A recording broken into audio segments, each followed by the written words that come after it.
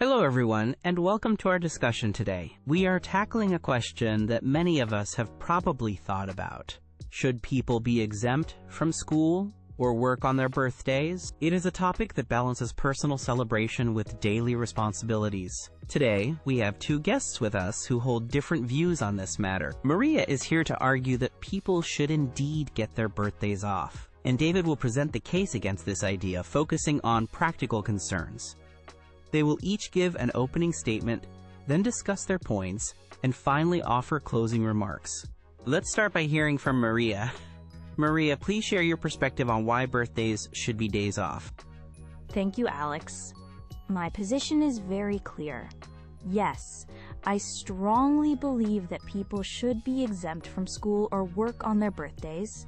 Birthdays are more than just another day on the calendar. They are personal milestones, a time to celebrate one's life and existence. Giving people their birthday off recognizes this importance. It is a simple way to show that individuals are valued. This day off provides a chance for rest, reflection, and celebration. In our busy lives, we often forget to pause and acknowledge personal achievements or simply enjoy time with loved ones. A birthday is the perfect occasion for this necessary break. Think about the positive impact on a person's well-being. Taking a day off for your birthday can reduce stress and improve mood.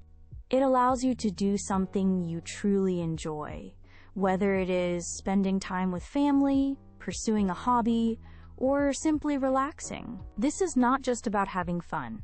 It is about mental and emotional health. Furthermore, offering a birthday day off can significantly boost morale in schools and workplaces. It is a small gesture from the institution or employer, but it means a lot to the individual. It shows flexibility and a focus on the employee or student as a person, not just a unit of work or study. Many progressive companies and some educational institutions already offer this benefit. They have found that the benefits in terms of employee satisfaction and loyalty outweigh any minor inconvenience. It is becoming an attractive perk for potential employees and students. Some might say it is just one day, and people can celebrate after work or school. While that is true, a full day off allows for a more meaningful celebration and genuine rest. It sends a powerful message that personal time and well-being are important. It is a small investment in human capital that yields significant returns in happiness and motivation. It acknowledges the individual's journey and gives them a moment to breathe and appreciate it. Consider a student facing exams or a worker on a tight deadline. A birthday off could be a much-needed pause before or after an intense period. It is not about avoiding responsibility, but about recognizing the need for balance. It promotes a healthier attitude towards work and study, viewing them as parts of a balanced life, not the entirety of it. The emotional benefit of feeling special and recognized on your birthday cannot be underestimated. In conclusion of my opening statement, granting a birthday exemption is a compassionate, beneficial, and increasingly common practice. It values the individual, supports well-being, and ultimately contributes to a more positive environment. I believe it is a change we should embrace for everyone. Thank you, Maria. Now, David, you have a different perspective on this topic. Please share your opening statement. Thank you, Alex. While the idea of a day off for your birthday sounds pleasant, I must argue against making it a standard exemption from school or work. My main concern is practicality and fairness. Implementing a mandatory birthday exemption across all schools and workplaces would create significant logistical challenges. For businesses, especially small ones, having employees take random days off throughout the year based on their birthdays can disrupt workflow and planning.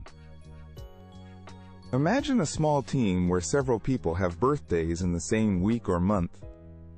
This could lead to understaffing and difficulty meeting deadlines. Work still needs to be done, and someone else would have to cover the absent person's responsibilities. In schools, student absences, even for a single day, can mean missing important lessons or activities. Teachers would have to repeat material, or students would fall behind. This creates extra work for both students and teachers. Furthermore, consider the issue of fairness. Not everyone's birthday falls on a weekday. Many people have birthdays on weekends or public holidays when they are already not scheduled to work or attend school. Would they get an extra day off? Which day would that be? This creates an imbalance where some people benefit more than others simply based on the day their birthday falls. It could lead to feelings of unfairness among colleagues or classmates. If we start giving days off for birthdays, where do we stop? Would people then request days off for anniversaries or other personal special occasions? While these events are important to individuals, making them official reasons for exemption from work or school could lead to a system that is difficult to manage and potentially open to abuse. Our current system of weekends, public holidays, and annual leave or school breaks already provides dedicated time off for rest and personal activities. Birthdays can and often are celebrated during this existing time off. It is part of being a responsible employee or student to manage personal celebrations around scheduled commitments. While well-being is important, it does not necessarily require a specific day off just for a birthday. People can prioritize rest and personal time during evenings, weekends, or planned holidays. Focus should be on overall work-life balance policies, not single-day exemptions based on personal dates. Mandating a birthday off could also set a precedent that personal events automatically override professional or academic responsibilities. In summary, while the sentiment behind a birthday day off is nice, the practical difficulties, potential for unfairness, and the existence of current time-off provisions make it an impractical and unnecessary policy to implement universally. Workplaces and schools need consistency and clear attendance policies to function effectively. Thank you, David, for outlining the practical concerns. Now that we have heard the opening arguments from both sides, let us move into a discussion. Maria, David raised points about the practical difficulties for employers and schools and the issue of fairness regarding birthdays falling on weekends. How do you respond to these challenges? Those are valid points, Alex, and I appreciate David raising them. However, I believe these challenges are not insurmountable with proper planning and flexible policies. For workplaces, employees usually know their birthday well in advance. They can inform their managers ahead of time, allowing for scheduling adjustments. Many companies already manage planned absences like vacations or appointments. A birthday is just another predictable day off to factor into the schedule. For schools, a student missing one day is common due to illness or family reasons. Teachers are equipped to help students catch up, perhaps by providing notes or brief summaries. Regarding fairness in weekends, a common solution is to allow the employee or student to take the nearest working day as their birthday leave if their birthday is on a weekend or holiday. This is how many companies handle holidays that fall on weekends. You get the following Monday off. This ensures everyone gets the benefit, regardless of the day their birthday falls on. It addresses the fairness issue directly. The argument about opening the door to other special days is a slippery slope argument. Birthdays are universally recognized annual personal milestones, unlike anniversaries or other varied personal events. They are a distinct category. Implementing a birthday exemption does not automatically mean every personal day needs to be a day off. It is about recognizing a unique annual event for the individual. Maria, while planning is possible, it adds an administrative burden, especially in larger organizations or schools with many people. Managing these individual days off for potentially hundreds or thousands of people is complex. And the idea of taking the nearest working day still creates potential for multiple people being off on the same day. What if several people whose birthdays are on the weekend all want the following Monday off? This still leads to the staffing issues I mentioned. You mentioned well-being, Maria, but can't people manage their well-being and celebrate their birthday outside of work or school hours? We have evenings and weekends for personal time. Is a full weekday exemption truly necessary for rest and celebration? Also, you mentioned that some companies and schools already do this. That is true, but it is often a benefit offered by choice, not a mandatory requirement. Making it mandatory changes the dynamic and the burden on all institutions, regardless of their size or capacity to handle it. And while birthdays are annual, the principle of taking a day off for a personal event could easily be extended in arguments for other significant personal days. Where do you draw the line once you open that door? David, the administrative burden is minimal compared to the positive impact. Most HR systems or school administration systems can easily track birthdays and planned absences. And while evenings and weekends are available, a full day off allows for activities that are not possible in limited time. Imagine someone wanting to travel to see family or attend a special event that is only available during the day. A birthday off provides that flexibility. Regarding fairness with weekend birthdays, companies and schools can implement a clear policy, like the next working day, or allowing the individual to choose a day within the birthday week. This manages the potential clustering of absences. You asked about the value of employee/student morale. I believe the morale boost from feeling appreciated and getting a dedicated personal day is significant.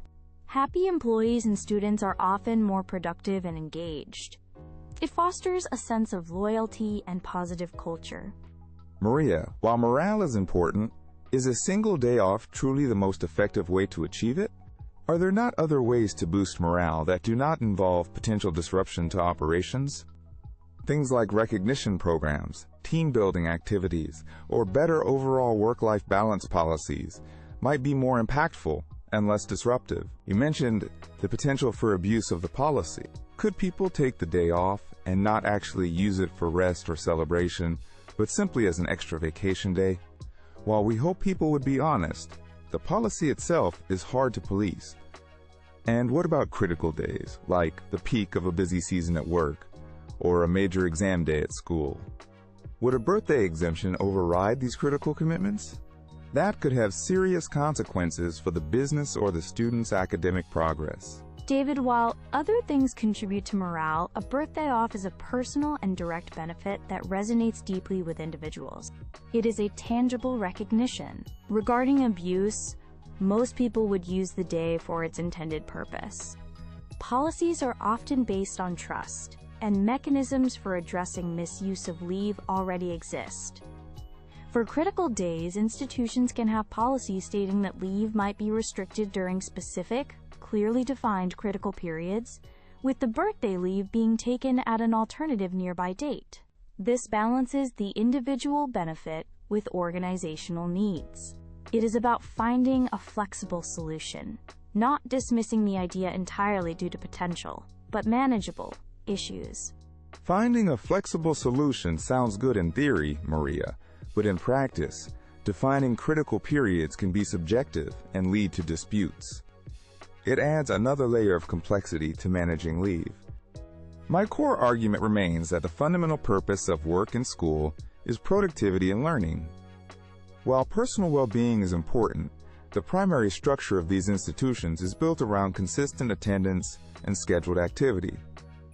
Introducing a mandatory, individually determined day off disrupts this fundamental structure.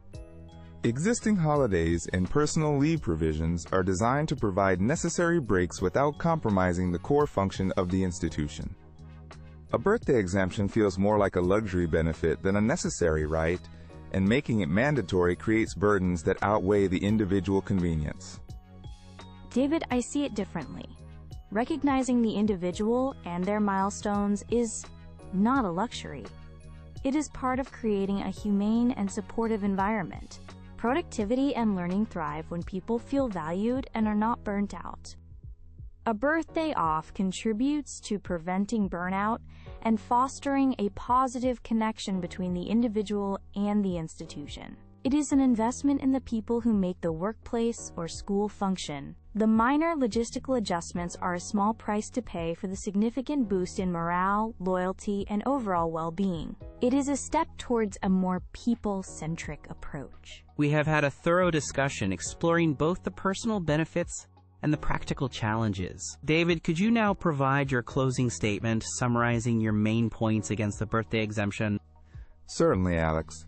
In conclusion, while the idea of a birthday off is appealing on a personal level, the practical realities make a mandatory exemption unfeasible and unfair. The difficulties in scheduling, potential disruption to work and school, and the administrative burden are significant. Furthermore, it creates an unfair situation for those whose birthdays fall on non-working days. We already have established systems for time off, including weekends, holidays, and personal leave. These provide ample opportunity for rest and celebration. Making birthdays a mandatory reason for exemption is an unnecessary complication that prioritizes a single personal event over the consistent functioning of our institutions. It sets a precedent that is difficult to contain. For these reasons, I maintain that people should not be automatically exempt from school or work on their birthdays. It is a nice idea, but not a practical or fair policy for everyone. Thank you, David. Maria, you now have the opportunity to give your closing statement and summarize your arguments in favor of the birthday exemption. Thank you, Alex. To summarize my position, granting people their birthday off from school or work is a valuable and achievable goal. It is a direct investment in individual well-being and happiness, recognizing the importance of personal milestones. The positive impact on morale, motivation, and loyalty outweighs the manageable logistical challenges. Solutions exist to address fairness regarding weekend birthdays and to manage potential disruptions during critical periods. This is not about creating chaos, but about creating a more supportive and humane environment.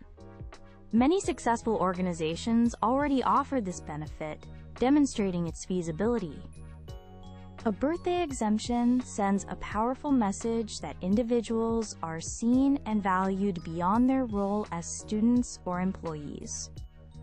It is a small change, with a significant positive impact on people's lives.